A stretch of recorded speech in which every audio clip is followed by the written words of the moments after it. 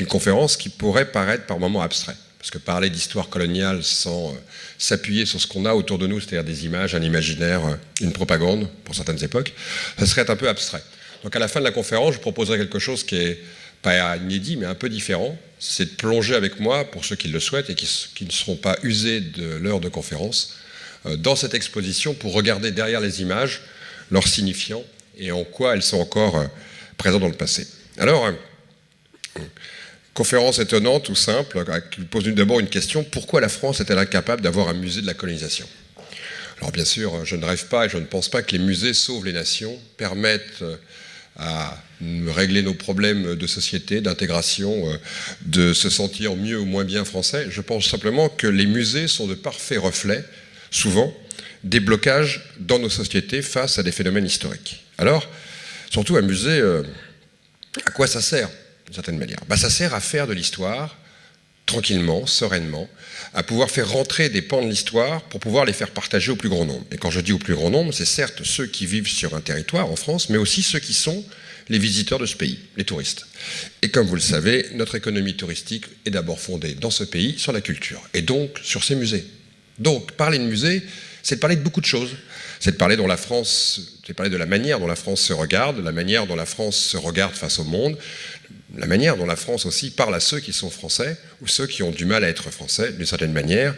C'est faire de l'histoire de France, donc contribuer, dirait un candidat qui a gagné une primaire, faire le récit national.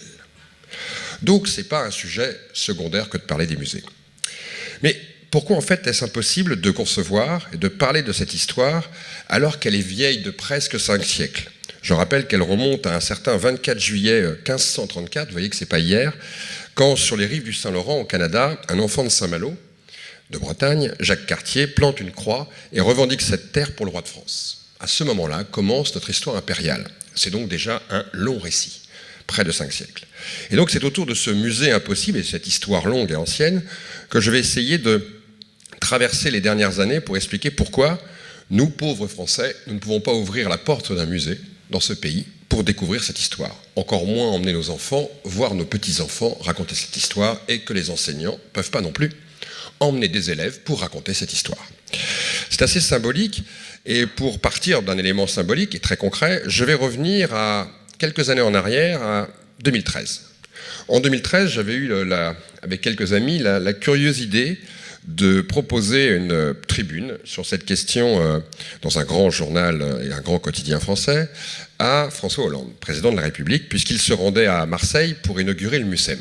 Je me suis dit que c'était une idée, je pensais que c'était une idée lumineuse, que de proposer au président de la République, se rendant dans l'ex-port de l'Empire, inaugurer un musée qui justement parlait de ces métissages, de lui rappeler que dans notre musée, justement, il n'y avait pas de grand musée d'histoire coloniale. Alors, je lui répétais notamment ce que je dis depuis quelques années, dans le pays des 12 744 musées, 12 744 musées, on devrait bien arriver à trouver une petite place pour parler de l'histoire coloniale sur le temps long. La mobilisation de François Hollande, en fait, était difficile, car pour lui, il fallait d'abord lui faire oublier, à titre personnel, au-delà de son entourage, le personnage tutélaire qu'il avait choisi pour son quinquennat. Je pense que beaucoup d'entre vous ont peut-être oublié quel a été ce personnage tutélaire, où en fait c'est une vieille tradition républicaine de nos présidents de la République de choisir un grand personnage prédécesseur de la République et de placer son quinquennat ou son septennat sous son égide. Il avait choisi, par plus grand des hasards, Jules Ferry. Jules Ferry ne posait pas de problème en soi quand on parlait d'éducation nationale, mais quelques-uns de ses conseillers lui avaient rappelé qu'il y avait aussi dans Jules Ferry une part du colonial.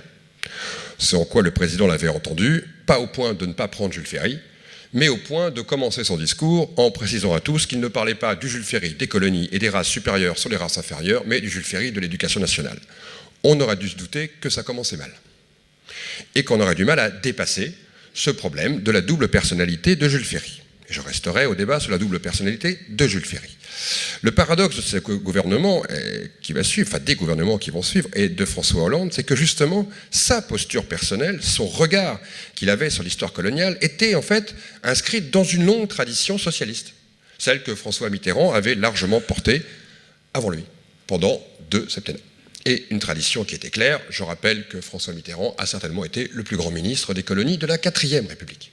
C'est donc pas un personnage neutre sur ces questions, Je vous rappelle aussi, mais ça, il suffit de relire les colonnes du Canard enchaîné de l'époque de Papa Madi, qui était son fils qui s'occupait des affaires africaines, et de se rappeler les grandes déclarations de François Mitterrand du temps des colonies, du temps de la guerre d'Algérie et après en tant que président de la République, pour se rendre compte que dans aucun grand musée national français du temps de François Mitterrand, une exposition sur la question coloniale n'a eu lieu.